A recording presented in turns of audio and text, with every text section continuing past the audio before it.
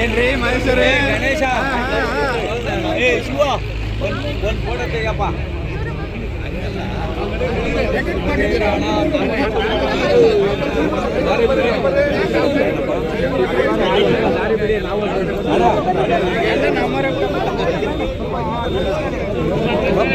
Side ನಿಮ್ಗೆಷ್ಟು ಅಷ್ಟು important ಐತಿರ ನಂಗೆ ಮುಂದೆ ಬರೋದು ಹಿಂದೆ ಬರೋಣ ಆಯ್ತಲ್ಲ ಬಾರೋಣ ಒಂಚೂರು ಜಾಗ ಬಿಡೋಣ ಒಂಚೂರು ಸಾಕೋಣ ಒಂದ್ಸರಿ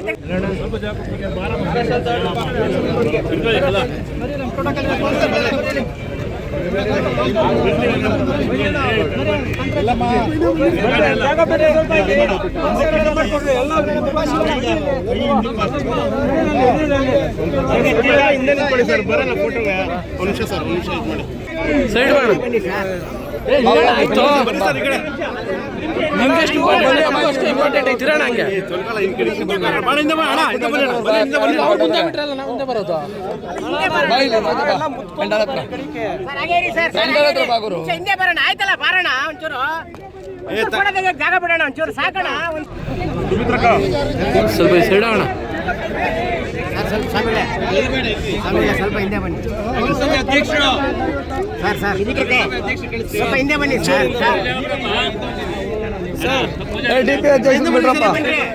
ನೀವು ಯಾರು ಕಾಣಲ್ಲ.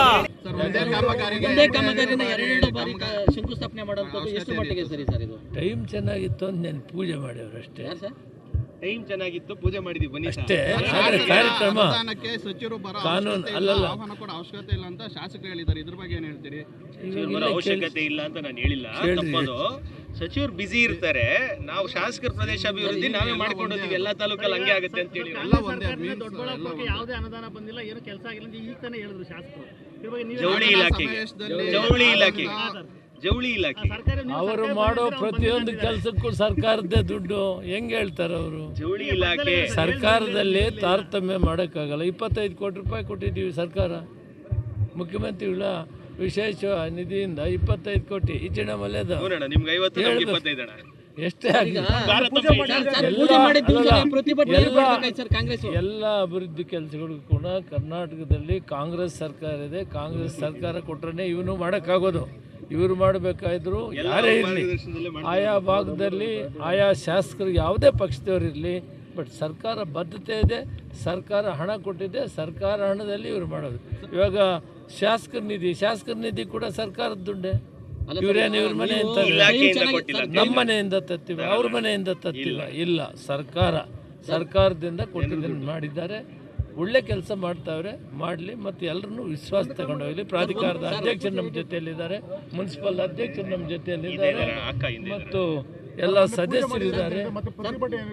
ಪ್ರತಿಭಟನೆ ಏನು ಮಾಡಬೇಕಾಯ್ತು ಸರ್? ಶಿಷ್ಟಾಚಾರ ಮತ್ತೆ ಬಳ್ಳಾರಿ ರೀತಿ ಗಲಾಟೆ ಆಗ್ತದೆ, ಈ ರೀತಿ ಶಿಷ್ಟಾಚಾರ ಉಲ್ಲಂಘನೆ ಮಾಡಿದ್ರೆ ಅಂತಕ್ಕಂಥದ್ದು ಎಲ್ಲನೂ ಕೂಡ ಸಾಕಷ್ಟು ವ್ಯಾಪಕ ಚರ್ಚೆ ಆಗ್ತಾ ಇರೋದು. ಪ್ರೋಟೋಕಾಲಲ್ಲಿ ಚಿಕ್ಕದಾಗಲಿ ದೊಡ್ಡದಾಗಲಿ ಕೆಲಸ ಸರ್ಕಾರದವ್ರು ಏನು ಮಾಡಬೇಕು, ಅಧಿಕಾರಿಗಳು ನಮ್ಮ ಗಮನಕ್ಕೆ ತರಬೇಕು.